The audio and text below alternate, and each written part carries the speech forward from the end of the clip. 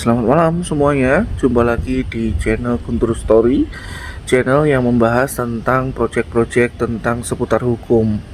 Jadi kali ini kita membahas mengenai kontrak kerja, dimana kalau kita bekerja pada suatu perusahaan, pasti kita akan mendapatkan letter of ring. Yang pertama, di dalamnya kan berisi rencana atau gaji yang disepakati berapa, peraturan-peraturan, hak kita dan kewajiban-kewajiban kita yang ada di letter of ring. Setelah itu akan terbit yang namanya perjanjian kontrak waktu tidak tetap atau kontrak waktu tertentu. Jadi ada PKWT dan ada PKWTT. Bedanya apa? Kalau PKWT itu dia akan nyambung terus. Jadi 3 bulan, 3 bulan, 3 bulan, 3 bulan, 3 bulan bisa, atau 3 bulan, 6 bulan, 12, 12, 12 seperti itu. Tetapi aturan pemerintah kemarin mengatakan bahwa 3 bulan, 6 bulan dan 12 bulan, 12 bulan 2 kali berarti dia off, seperti itu ya.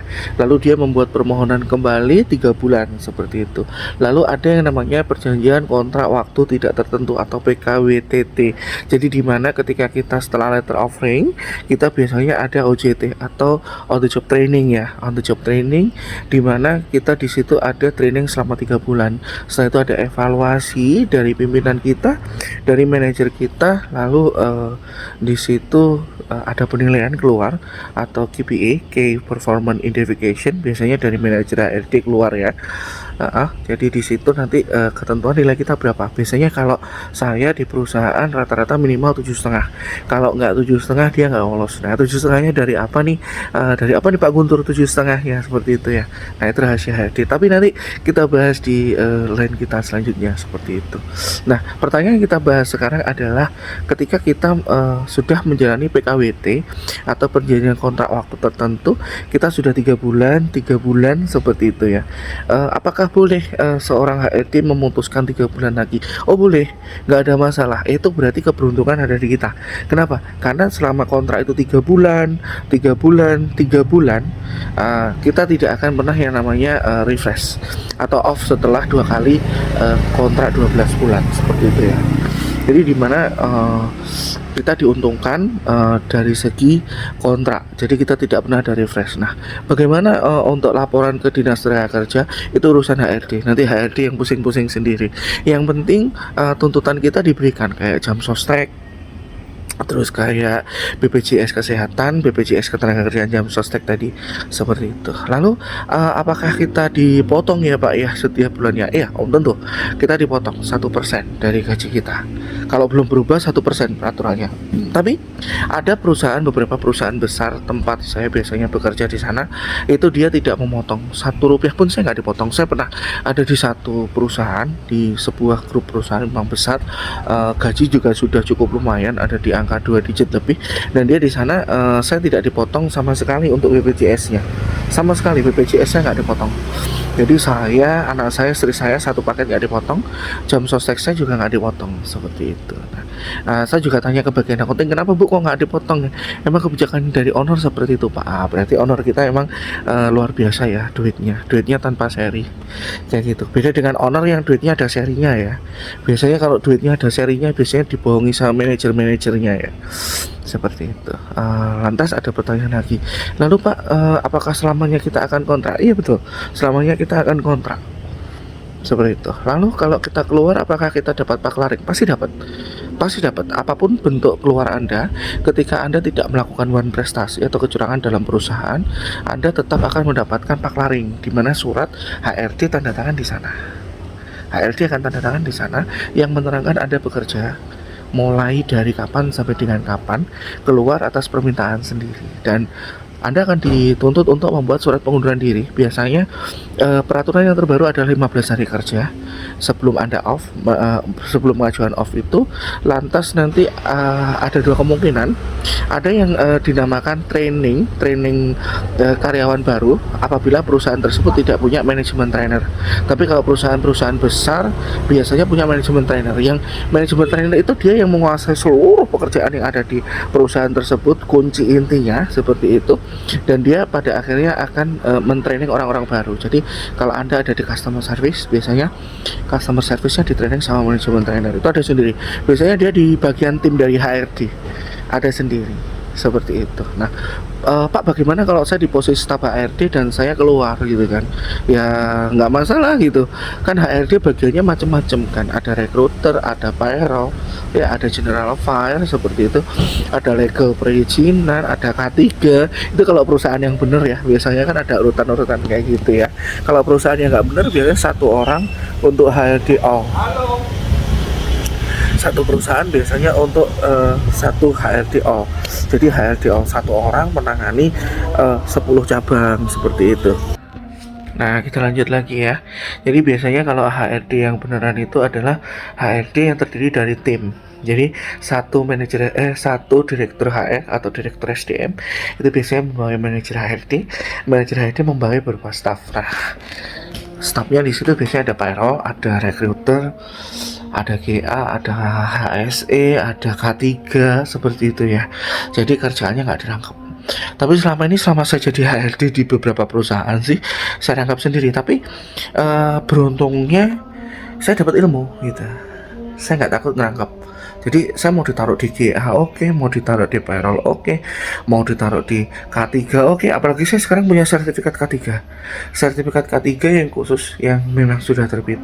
Itu banyak dicari orang kalau orang itu ngerti, kalau perusahaan itu ngerti. Tapi kalau perusahaan itu nggak ngerti ya sama-sama aja gitu. Makanya kita kalau kerja pilih-pilih harusnya gitu kan. Pilih-pilih di mana kerja yang banyak orang milenialnya atau orang-orang yang kelahiran di tahun 85 sampai tahun 2000-an di situ. Itu ada orang-orang milenial di situ tuh yang enak diajak ngobrol.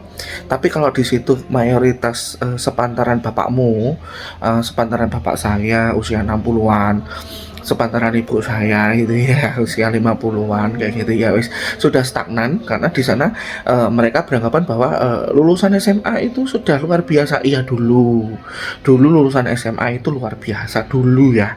Itu zaman penjajahan Belanda, zaman Jepang itu SMA memang luar biasa apalagi STM jos gitu kan.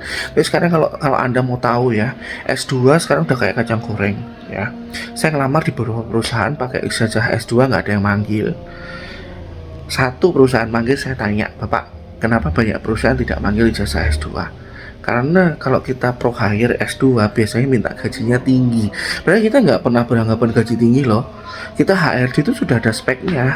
HRD itu paling rendah itu sudah ada speknya untuk posisi staff yang pertama mulai jadi HRD itu sudah ada speknya di situ.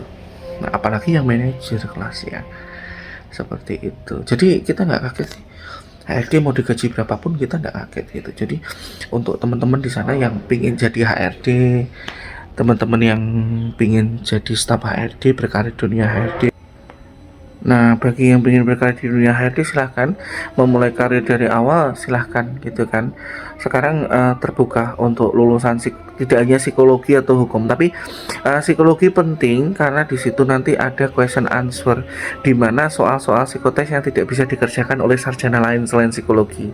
Saya lulusan S2 Magister Ilmu Hukum mengerjakan psikologi juga kadang keteteran. Itu memang betul-betul harus basicnya psikologi. Tapi kalau ilmu hukum memang dia harus betul-betul di situ ada. Kalau perusahaan yang ngerti hukum itu berlaku untuk legal. Kenapa? Karena di situ ada PKWT, difokuskan aja sama PKWT, sama perizinan di bidang HSE atau K3, keselamatan kerja dan kesehatan karyawan. Jadi sekarang semua dipatahkan sih ya. Karena sekarang kalau manajer lebih tua, pengalaman di situ sudah 17 tahun, 18 tahun, 20 tahun, terus kayak rumah kedua itu dia menghalalkan bahwa dia adalah pinter dalam hal semuanya, padahal enggak. Ilmu itu berkembang iya toh. Ilmu itu berkembang. Saya lulusan 2019 untuk S2, sekarang 2023 kurikulum S2 udah berganti semua. Iya kan? Apalagi yang mereka yang menggunakan notaris atau MKN. No, ilmu MKN berkembang sekarang. S2 pertanahan itu berkembang. Pengacara advokat berkembang, iya berkembang gitu kan. S1 hukum, sekolah lagi advokat 8 bulan, berkembang juga gitu loh. Nah, seperti itu. Jadi untuk teman-teman saya sarankan jangan pernah takut ketika perusahaan memberikan PKWT kepada Anda.